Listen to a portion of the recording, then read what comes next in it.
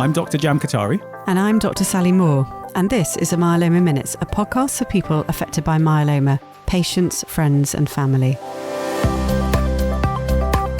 Today, we are delighted to welcome Jonathan Gluck to the Myeloma Minutes. Jonathan is an author, award-winning journalist and patient advocate whose life changed dramatically when he was diagnosed with multiple myeloma at the age of 38. His acclaimed memoir, An Exercise in Uncertainty, published last year, chronicles more than 2 decades of living with myeloma and explores how we can navigate uncertainty, find meaning, and live fulfilling lives despite serious challenges. The book has been widely praised, featured by major publications including People, New York Magazine, and the New York Times, and it's really struck a deep chord within the myeloma community, with so many patients and families describing it as both profoundly informative, witty, and also inspiring during their own journeys. In today's conversation, we'll be talking about Jonathan's myeloma journey, how his relationship with uncertainty has evolved over time, the lessons he's learned from living with the disease for more than 20 years, and his advice for patients and loved ones facing similar challenges. Jonathan, it's an honor to have you here today, and welcome to the Myeloma Minutes. Thanks for having me, first of all. I really appreciate that. It's good to be with you. So my story starts in 2002. I was leaving my office one night and I slipped on the ice. And I didn't even fall. It was just a little,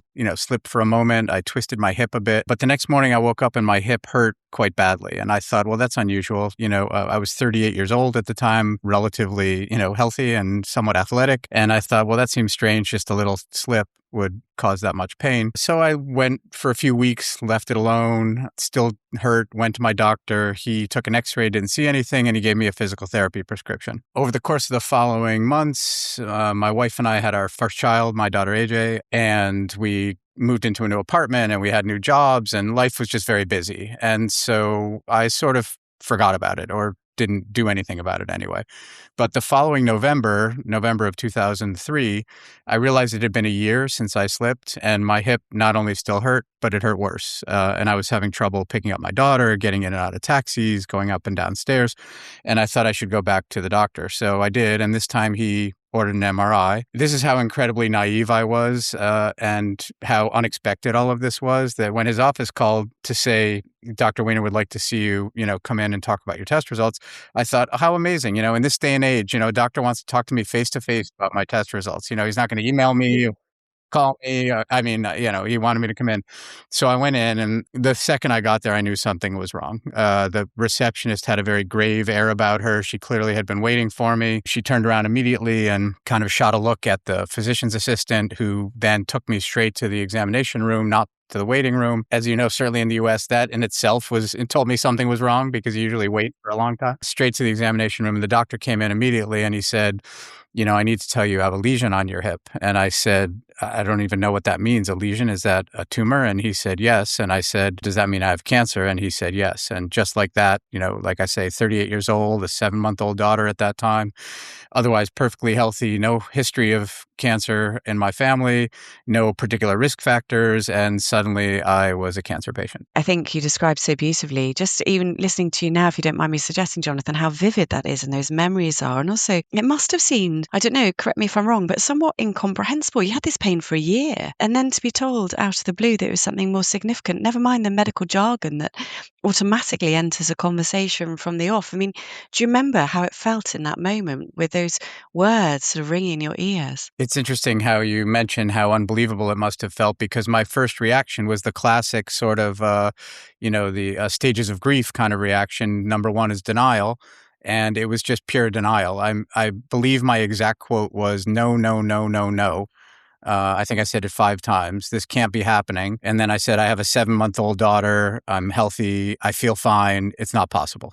So my reaction was, as you say, I just literally refused to believe it at first. Absolutely. And I think that's a very common reaction, isn't it? Particularly, like you say, when you're so young, and this just comes as a bolt out of the blue. And you spoke about the stages of grief. So, I mean, in that sort of immediate denial phase. What did you do thereafter? How did you process it? Did you go to work? Did you talk to your family? What did that look like for you? Yeah, so those initial hours or that initial half day, my doctor, I have to say, was extremely compassionate. He said, just come to my office with me and you can sit there and make whatever calls you need to make or just gather yourself until you're ready, stay here as long as you like. And that was extremely kind of him. And once I got there and got my wits about me, at least just an ounce, the first thing I did, oddly enough, was call my office and tell them I wasn't coming to work. I didn't tell them why, but I just said I wasn't feeling well. And I don't know. I think it was a way of putting off telling people who were more important to me, my family and friends, even if only for another few minutes. It was just, I'll try saying this sort of halfway to somebody else as a way of like, baby steps toward talking to the others. And then it occurred to me that probably the best move for me to make was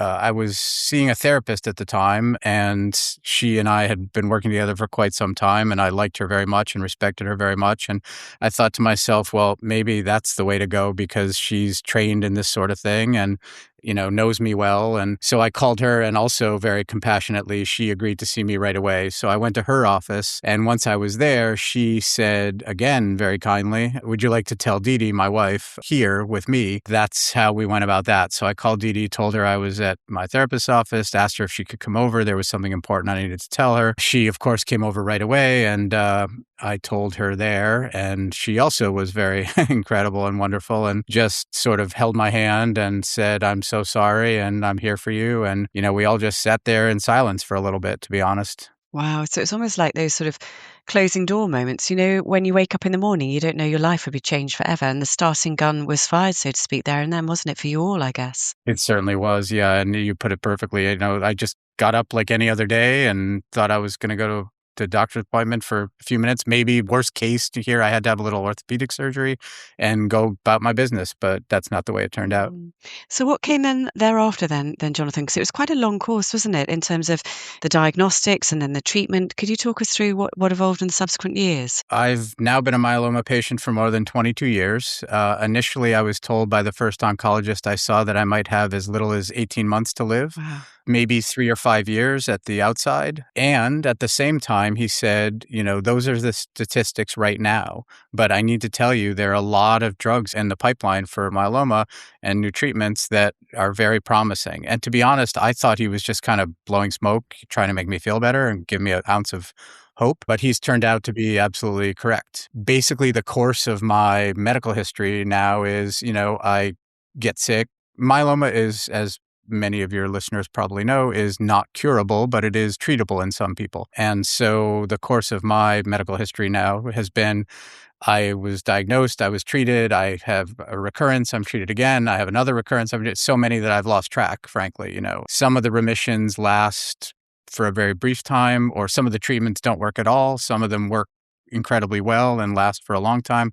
I had one remission as long as 7.5 years, which is almost unheard of in myeloma. I've just been extremely fortunate that these new treatments have come along at exactly the time I've needed them. In some cases, with an almost uncanny sense of timing. When I needed the most recent treatment I had a couple of years ago, it had only been approved by the FDA maybe 18 months, if I remember correctly, prior to my having it. So that's pretty uncanny. You had CAR T 3 years ago. That's correct.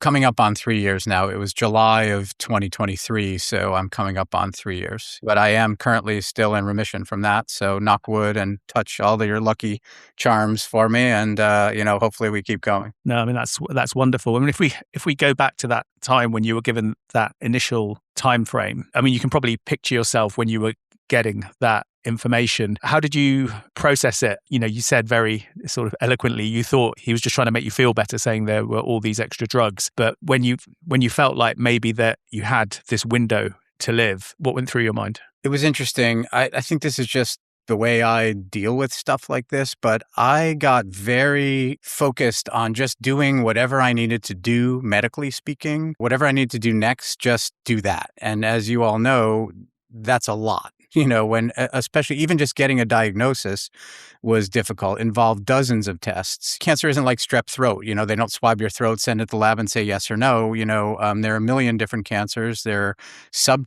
a million subtypes of all those million cancers. And the diagnostic process alone took months. So I just got really busy. And also I'm a journalist. And so by nature, I'm curious. And so I started researching everything I could about myeloma, trying to find the best doctors, the best treatment centers, the best treatments themselves. Not that I was going to decide on my treatment for myself, but, I wanted to be informed so that I understood better when doctors started talking about radiation therapy or chemotherapy or Revlimid or, as you said earlier, Sally, all the medical jargon is overwhelming. I just focused on that because I found that when I was doing that, it kept me from spiraling into bigger, scarier philosophical thoughts. And then the second thing, just quickly, was my daughter. I had a 7-month-old daughter and a full-time job and a wife and friends and the rest of my life. And I just put my head down and tried to focus on getting done what needed to get done with respect to all that. And my daughter was an incredible blessing. Even on my worst days, even when things were going really badly, even when I was hearing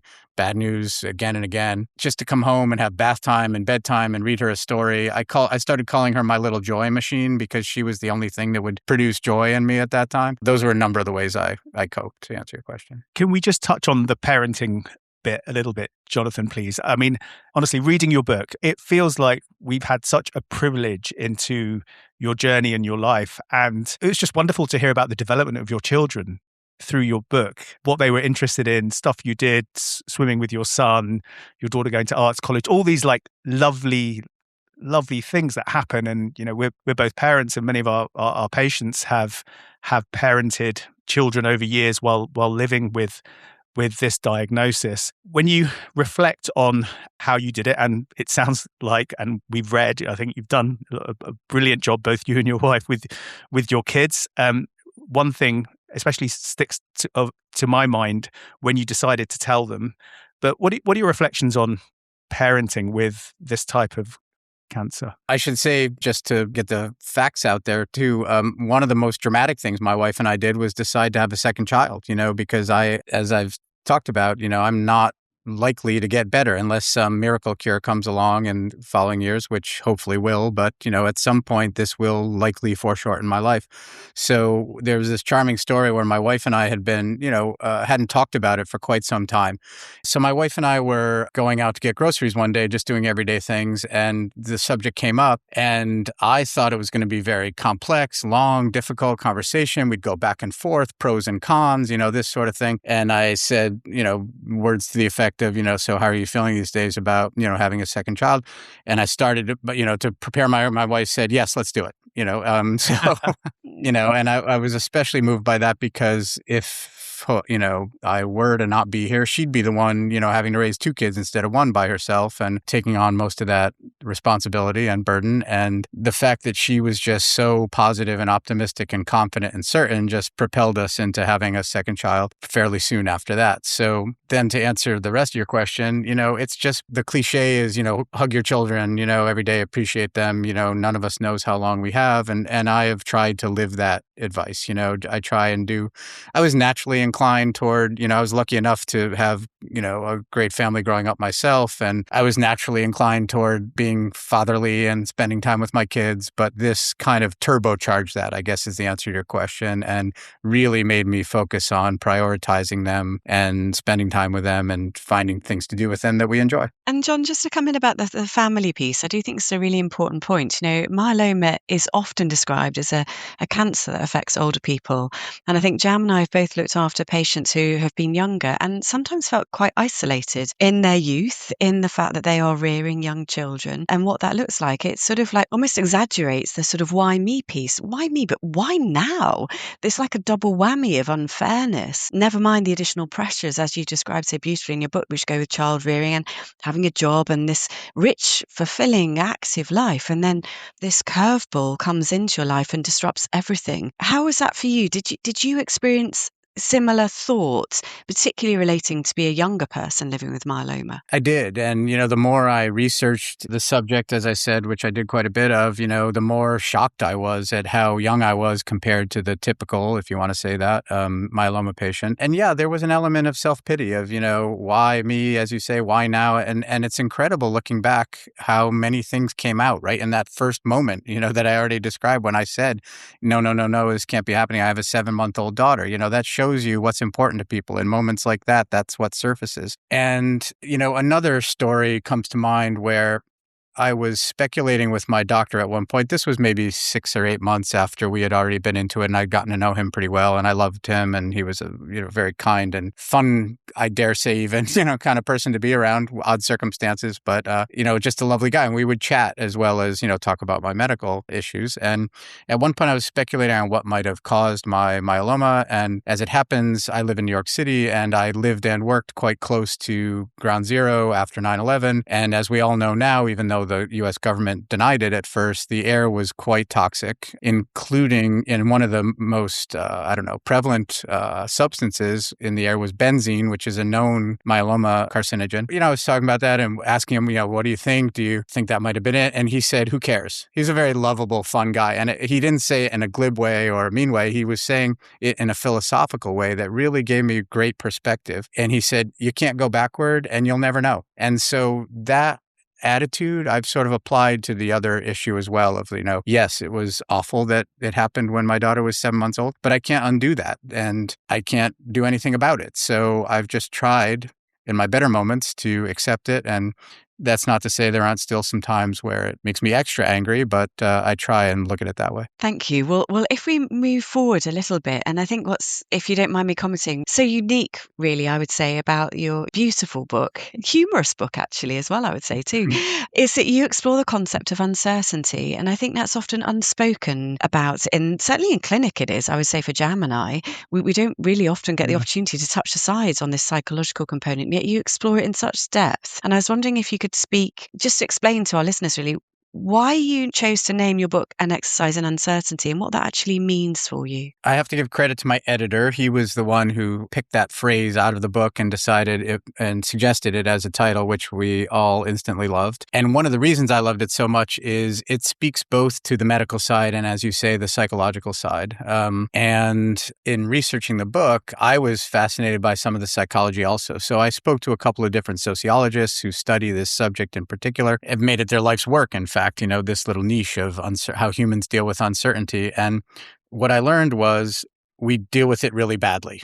There's a famous study in that field where people were told they were going to be given an electrical shock, and half the group was actually going to get it and half the group wouldn't.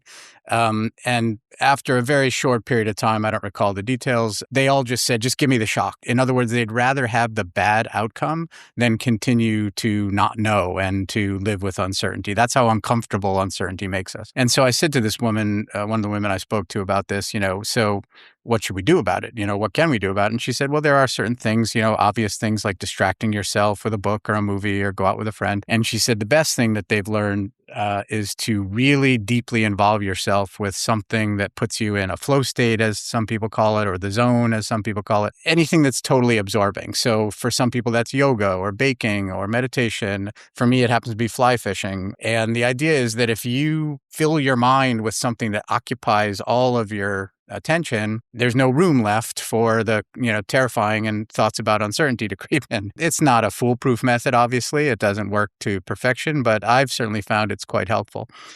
All that said, it isn't a panacea by any means. And so I said to this woman, what do? You're the expert on this subject when you're facing uncertainty. And she said, to be honest, I'm terrible at it. And I said, well, that's depressing that, you're supposed to be the expert. And she said, joking aside, what she felt was important for people to know is that we all struggle with this and that there is no quick and easy solution. So that if you are struggling with those feelings of anxiety and uncertainty, at the very least, you're not alone and that it's quote unquote normal. And that can be quite helpful in its own right. The flow state, Jonathan, have you learned how to do it better? Like when you first started finding that thing that helped you so much, and reading about your fishing trips was such a lovely part of the book as well. But is it something that you got better at and now you can get into that zone much more quickly, or does it depend on everything else that's happening in life as well? It's a great question. And you're right. It does depend. And what I would say is over time, I think, I've probably gotten somewhat better. And I've added some new arrows to my quiver. I've begun meditating. I've gotten more serious about cooking, and so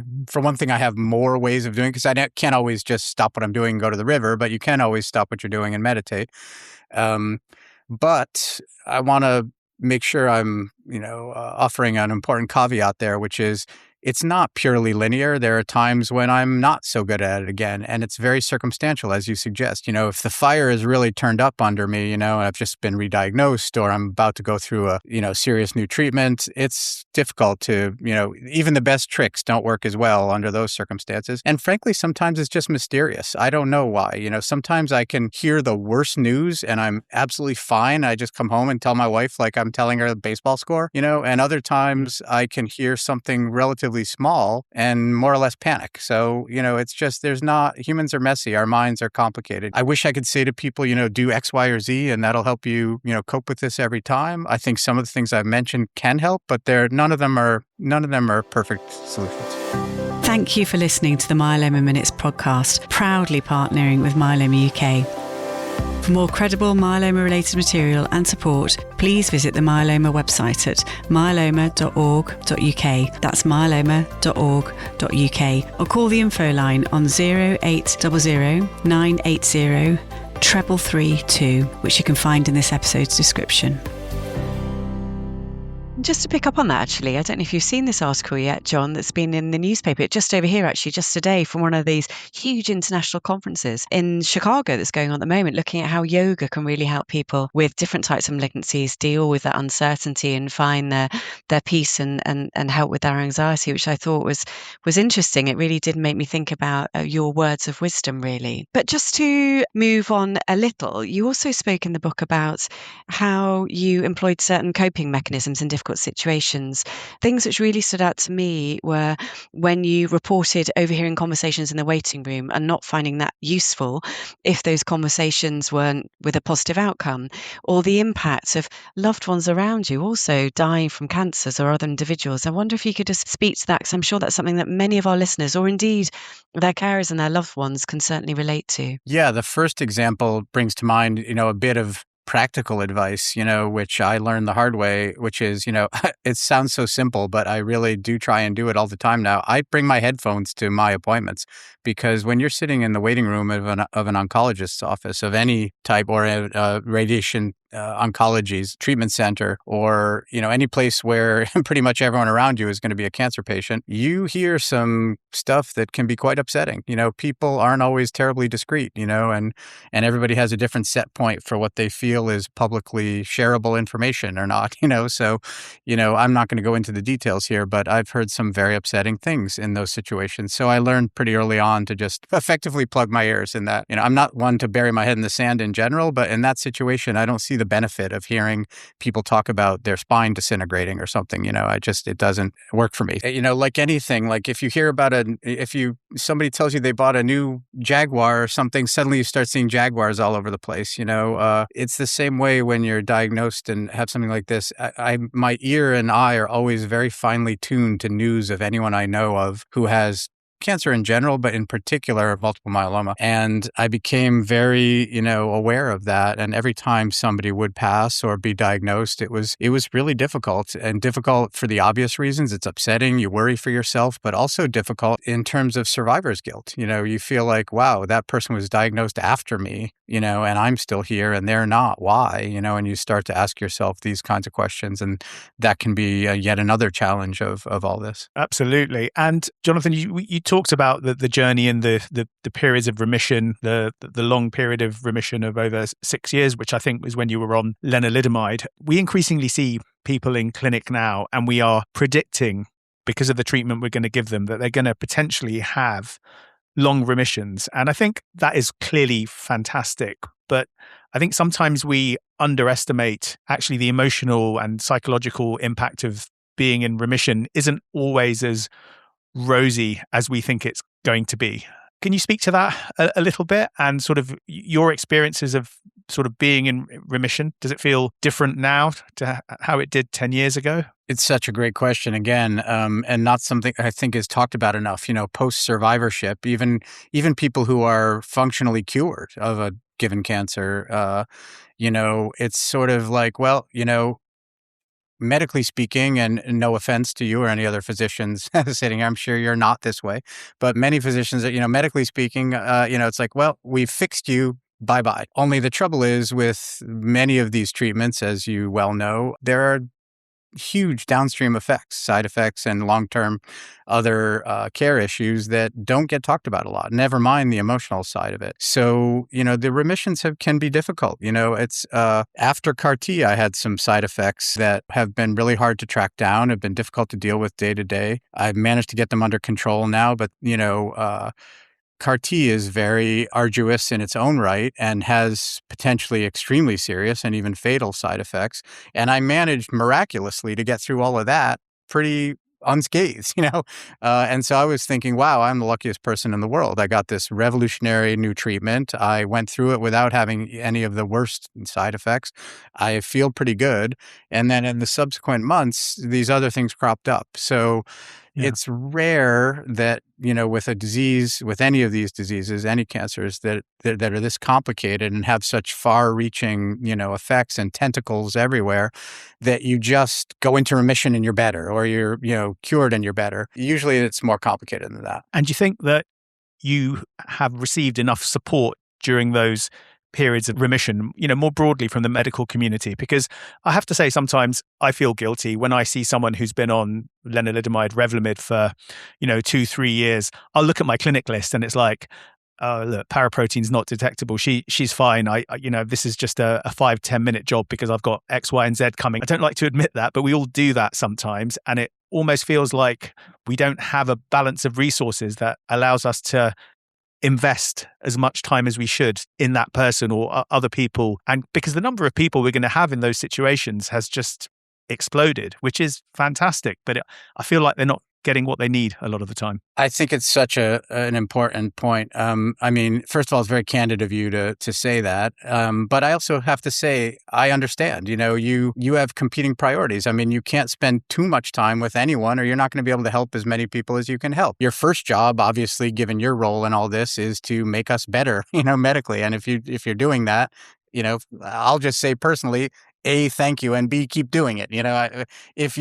Even the jerkiest doctors I've met, and I've met a few, if they know what they're doing and they make me better, I'll figure out the emotional side somewhere else. I'm counting on you for the science, So first there's that. But yes, in the perfect world, there'd be a ton more resources for all of us who are living with these cancers for unprecedented periods of time. I wrote in the book, all this got on my mind quite a bit, that those of us who are now living with these incurable diseases, and even not just cancers, but other diseases that they're finding more and more treatments for that you can live with, even if they can't, fully cure you. I was thinking that we're really an unprecedented cohort of people, and honestly, in the history of human existence. It's like it used to be, if you got a disease like this, you either died or you were cured. In the modern era where we've come up with cures for some of these cancers, thank goodness. And then, you went on. You didn't have to have this sword hanging over your head forever. This new group of people living for these long periods of time, years, if not decades, with chronic illnesses, I started calling us cancer zombies, as in zombies, in the movies are half dead and half alive and doomed to be that way forever. I was thinking of us, this group I'm calling cancer zombies, as half sick and half well and doomed to be that way forever. And it's a very unusual existence. And frankly, we don't know a lot about it as a species. Researchers haven't studied it much, if at all. And those of us going through it don't even know how to go through it. So we're just kind of figuring it out as we go along. Something which again really struck me from your book, and actually you said this at the very beginning, when you were first diagnosed, you were told you had a finite amount of time to live, and yet here you are, thank goodness, decades later, hopefully living it sounds like you're living a fulfilling and a very rich life. But I wonder equally, just as you've said, if there's a lack of understanding about that emotional almost lag. When you're told you've got a fixed period of time to live and you go beyond that, what does that actually feel like? What does that do to a person and their family living beyond that? Do they then feel like they're on borrowed time? I don't know how you've experienced that and how it's felt when the goalposts are just continually moving. Does it feel like one day it's going to catch up with me, or someone's having a laugh and this is going to end? How have you experienced that? It's such a complicated and interesting question. On my best days, I've tried to learn to just take everything, one day at a time, to use the cliche, that just deal with what's in front of me in the here and now and be present, because I can't predict what's going to happen. If there's any lesson that something like this teaches you, it's that you don't know what's going to happen tomorrow and you can't control it. And, I don't happen to be a religious person, but I have found a ton of wisdom in the Serenity Prayer, the one they use in drug and alcohol rehabilitation quite often about give me the strength to control the things I can control, accept the things I can't, and the wisdom to know the difference between the two. I'm not quoting it exactly, but that's the gist. I do find a ton of wisdom in that. If my doctor tells me I need to do this treatment or go for that test or that, I'm going to do that because that I can control and hopefully help improve my outcome. But the things like, are they going to come up with a new drug tomorrow? Am I going to have a recurrence tomorrow? Am I going to run into some new difficulty I hadn't expected? I try, and again, sometimes succeed, sometimes fail miserably, to not go down those roads because they're just not productive and they make me feel bad. So sometimes when I'm doing that, I'll just say to myself, this sounds almost comical when I always laugh when I tell people this, but my therapist taught me this technique called thought stopping. And it's literally just stop thinking about that, which sounds preposterously simple, almost stupid, but it sort of works. You can self-arrest, so to speak, if you're going down one of these spirals. And if you can step outside of it and recognize that it's happening and say, okay, deep breath, let's not go down that road.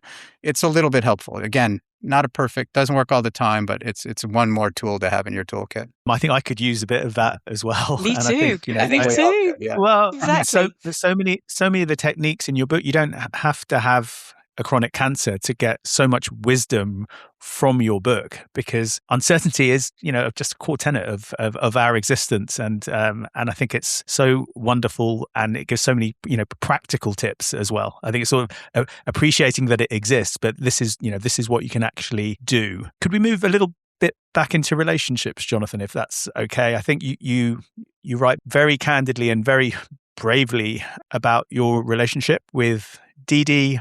You both met, and the lovely story about how you met and fell in love and got married, but you very much chronicle the ups and downs. It was really, really something to read. What's the journey been like, and what are your reflections on that aspect? The Hollywood version of this sort of thing is, you get sick and your partner is this incredibly kind and patient caregiver, and you're this incredibly kind and patient and grateful patient, and that it brings you closer together, and, everybody is, happy at the end of the Hallmark movie. That was not our experience, at least not in our case. It was like a nuclear bomb going off in our household and our relationship. To make matters worse, my wife, as it happens, had lost her father when she was 14. So she had already had an experience of losing somebody extremely close to her and in a devastating way. And that was the last thing that she, wanted to experience again. And whether that was conscious or subconscious, she, I think, reacted badly to that. And I totally understand. Who wouldn't? On top of that, we had a small child. And even though I'm a pretty involved parent and try and do my best at that age, especially, a lot of the burden just naturally falls to the mom,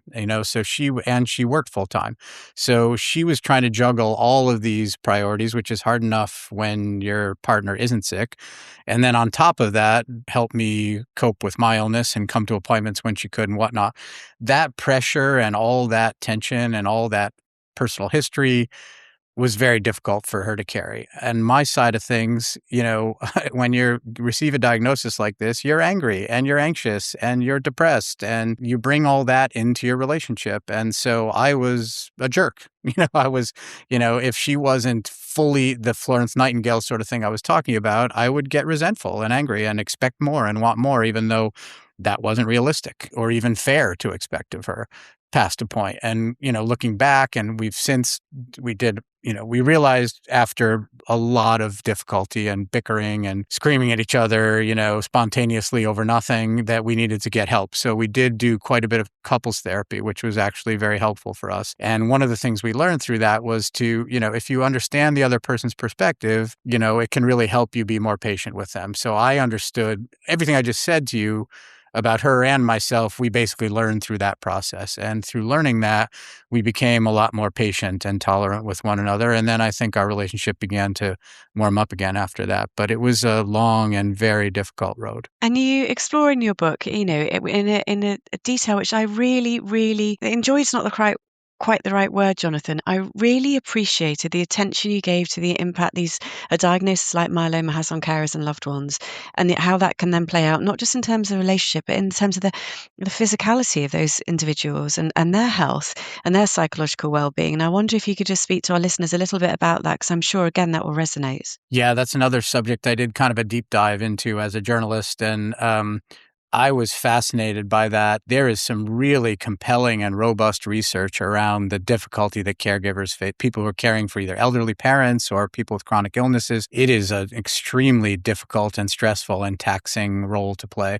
Whether that's physical ailments, as you say, Dee Dee, I wouldn't believe it myself if I didn't know it were true. The day after I was first told I was in my first remission, she threw out her back to the point where we had to call the ambulance to come and take her to the emergency room and give her muscle relaxers and whatnot just to get her back on her feet. That is extremely common, I've since learned. Maybe not the day after, but that sort of physical fallout. Also, migraine headaches, stomach issues, the kinds of things that tend to be very connected in the gut-brain, or the body-brain relationship. And obviously psychological issues, anxiety, depression. I mentioned, when you're a patient like this, you're angry, anxious, depressed sometimes. The same is true of caregivers. They're stretched so thin. They worry about you. In some ways, my wife has often said, I wish I was the one who was sick because I can deal with it if it's me, but if it's somebody else who I care about, it's even harder because you feel helpless, And there, we could do 5 episodes just on that subject, but you're absolutely right. The fallout effect on everybody involved, family and friends and loved ones, is difficult. But if you're the primary caregiver for somebody in this situation, it's a very challenging role. Absolutely. And I think, again, it's something which I think Jam and I can appreciate from our clinic. We simply don't have the time to address it. We know there's a need there. We see it. We see it play out in front of us. Fortunately, as you so beautifully said and shared with us your story, people are living for longer with their myeloma, which is amazing. But we're building relationships with those individuals when we see them in clinic, and we see this manifest. But you just have to neglect it. It's dreadful, really, that we can't pay attention to it. We're guessing, aren't we, Sally? Sometimes with the partner's just there and they're just like making faces when you say various things, because almost like they don't have the time to talk. So you're kind of interpreting. A woman who I wound up interviewing on this subject, her name is Alison Applebaum, and she wrote a terrific book about it called Stand By Me. If anyone's interested and in that role, I highly recommend it. She was caring for her father, who had a very serious chronic illness. And she happened to be a psychologist, and she went into psycho-oncology, which frankly I didn't even know was a field, and started one of the first, if not the first, major clinics devoted specifically to that topic here at Sloan Kettering Hospital in New York, which is one of the major worldwide cancer centers.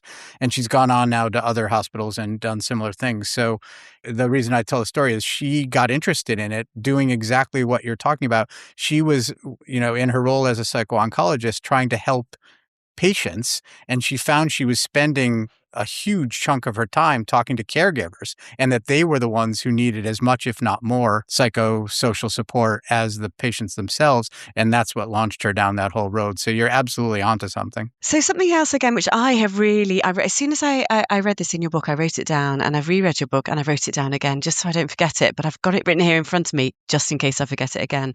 But you spoke in your book about how to speak to someone or what to say if someone approaches you and says they've got bad news. And in your case, it was, I've got myeloma. And you came up with these 3 words, which are now going to be etched in my mind. And I wonder if you could speak to that, please. But that ideally that individual would wish to be understood, to be valued, and to be cared for, rather than the anecdotes which you shared, which I'm sure many of our listeners can also relate to, of the, oh, well, my friend had that and they're doing fine, or, X, Y, and Z, launching into their personal stories or reinterpreting your reality. So I wonder if you could just talk to us about that a little bit more, please. Yeah, I learned what I learned about this through the obvious, avenue, which was my own personal experience. I had all kinds of bad reactions.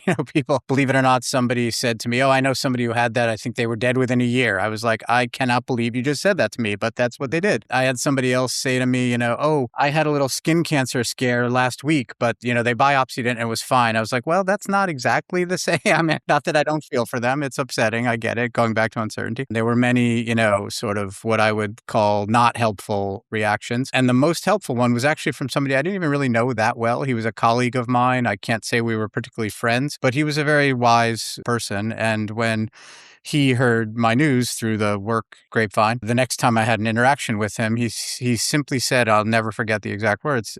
He said, "I heard what you're going through." And he said, "You poor guy, I'm so sorry." Oh, And it was goodness. just so simple Yeah. and so from the heart and so direct. And, I can't speak for other people. Maybe they feel differently. But for me, those were the magic words. I'm so sorry. And just a simple expression of sympathy, whatever the exact words are, that's what for me hits. And the other things, I'll figure out the other things. I'm going to take care of my medical. I will say one exception. If you have genuine experience with an illness or something genuinely helpful to say, or, a doctor who is, a leader in that field or something, by all means, again, this is my point of view. Other people may feel otherwise. Share that, if it's, but if you're just going to be doing the other stuff we talked about, I can live without it. Jonathan, I just wanted to ask you about your career a little bit.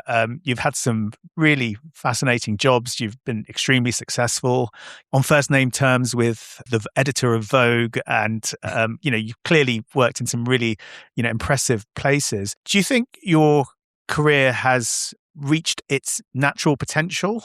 Or do you think myeloma has held it back? Or, maybe in some ways, do you think it's helped your career? I know that might be a slightly unusual thing to ask. It's a great question. It's helped and hurt, I would say. It's hurt in the sense that a couple things. One, I do have some limitations. I pride myself. I'm very proud of the fact that I've been able to work through my illness with very few substantial or significant interruptions. Some people say, "Oh, that's so amazing. You've worked every day since you've been sick. You're so brave." I always say it has nothing to do with bravery. It has to do with my own mental health. I find work, first of all, engaging. I like what I do. And second of all, it keeps my mind off of, my troubles. So I'd rather report a story about true crime or a no good politician or even just, whichever restaurants are the next great restaurants in New York than sit around and think about my mortality and my next treatment and whatnot. So I have continued to work, but I do have some limitations. And I think it's only natural, and I don't blame anyone for this, to say, okay, and I've been quite public about my illness, to say okay, maybe that person isn't the perfect person for this major new promotion or this big job at X new magazine. And I understand that to a degree. On the other hand, I have run into some out and out discrimination, medical discrimination. And, it's certainly hurt my career that way. In terms of the way it's helped, I think some of these larger life lessons that, cancer can teach you about putting things in perspective and being able to juggle multiple things at once. I wrote a op-ed for the Wall Street Journal about this, about if you want to get something done, hire a cancer patient, because we're really good at processing huge amounts of information. We're pretty resilient. We're pretty tough. We understand how to keep things in perspective. What's a big problem? What's a small problem? We know how to bring big teams of people together, multiple doctors, caregivers. Strangely enough, there are a lot of things that translate to the corporate world. But I'd say the biggest way it's helped doesn't have to do with my day job. It has to do with figuring out what kind of work I really like to do and what's the most rewarding for me, and concentrating on that, or focusing more of my time on that. So that's where writing the book came in. And I'm working on a story right now that I can't say too much about for the New York Times Magazine that does involve cancer and my personal story as well. That kind of work is extremely rewarding to me, I've discovered through this. And so rather than just cover the kinds of stories I cover that don't have to do with my illness and don't have to do with my personal story, tapping more into that side of things has been really rewarding for me, has elicited really amazing, very humbling feedback from others that really makes me feel like I'm having as I say, I like my other work and I feel like it's important and has a good impact. This is next level that way, that, the impact I'm able to have by sharing this story has been tremendous. And so I've just learned to focus more of my energy that way. And in that way, it's been a blessing. We wanted to speak to you a little bit, just for the last maybe 5-10 minutes, Jonathan, about the sort of life lessons, what you've learned along this way. Clearly, as we've explored, this has changed your life forevermore, and your family and your loved ones. But if you were to share your thoughts for other people or other carers living with myeloma, what would you share? Yeah, I mean, I'd say the first thing is, if you want to do something, do it right away. None of us is promised tomorrow. I've tried to put that into practice in my life, whether it's with small things like if I think of a friend and who I haven't spoken to in a while, I'll text them right away. Hey, I'm thinking about you. Do you want to grab coffee? Or big things like, there was a fishing trip to Alaska I had wanted to take for years, and I had booked it once, got sick again, couldn't go. Booked it another time, COVID happened, couldn't go. The minute I was back up on my feet again and COVID was clear, I booked that trip and I went, and it turned out to be one of the most fantastic things I've ever done. So I would say one of the biggest lessons is, don't wait to do things that are important to you. And the second one, I guess, is the way I usually put this is something along the lines of, really bad things happen, but really good things happen too in life. What I mean by that is, when I remember the very first day, going all the way back to the beginning of what we were talking about, when I was first diagnosed and I went to that doctor's office and I went to my therapist, and then my wife and I were walking home. I remember thinking to myself, these were strange words, but this is what I thought, that there's a death force. There are bacteria and viruses and cancers and speeding cars and other things that are all out there sort of trying to kill us, so to speak. And that's scary and, upsetting, but that there's also a life force and that we have an incredibly powerful instinct to survive, humans. And just when you think the wrong side of that equation is going to win out, at least in some cases, and I am well aware of that there are many, many cases where this is not true, and I have the deepest sympathy for people in that situation. But hope is very important to cancer patients and anybody else in a dire situation. And I guess my message is just that there is also hope that these good things can happen too. And, having been told I might live as little as 18 months and now being here talking to you all 22 plus years later is, I feel like I'm sort of living proof of that. So that's the message I guess I'd want to share. And what a beautiful and truly moving way to finish our recording today. Thank you so much for your honesty, for being so candid, for your humour, for your integrity. It's just an absolute privilege to have you here speaking to us. And honestly, I'm saying this and I'm getting sincerely choked up. It's overwhelming. So what a gift you have given us today. And I'm sure to many people who've read your book and will do so in the future as well. So thank you so, so much. Thank you so much. It's been a wonderful discussion. Everyone read the book, because not only will you just read just a wonderful story, you'll also learn about a good golfer, which is very important to me, and someone who catches more fish than I thought it was possible to actually catch when fishing. I'm sure he's caught every single one of them, but I'm certainly going to give fishing another go. And actually, you know what? I've taken some practical tips genuinely for my life from reading your book. So look, thank you so much for your time today. It's all very kind of you, and thank you so much for having me. And I don't have any last words, Jam, except I hate to tell you, but I caught a beautiful big fish just 2 days ago in Montana on vacation. So I'm really sorry, but there you have it. There we go. We'll have to set a challenge. Maybe we should go fishing ourselves, Jam. We could send you some photos over. And, I would like to see you in waders, Sally, in the middle of a river. That is something that everyone would want to see. That will get a lot of hits on social media. It's wonderful. Well, enjoy the rest of your day. It must be coming up to lunchtime in New York, and I anticipate everyone eats massive sandwiches for lunch in New York. That's my view of it anyway. So have a lovely day, and thanks again. Thank you so much. Thanks, Jonathan. Thank you. This has been the Myeloma Minutes. We hope you found this week's pod engaging, interesting, and above all, understandable and genuinely useful. If you enjoyed today's episode, please follow the podcast and share it with anyone who might benefit, from your online support group, your medical team, to friends and family. And as always, if you have questions or topics you'd like us to cover in the future episodes, please do get in touch. You can find us at www.themyelomaminutes.com or email us at themyelomaminutes@gmail.com. And you can find us on social media by searching The Myeloma Minutes on Instagram and Facebook. Many thanks for listening, and we'll see you at the next one.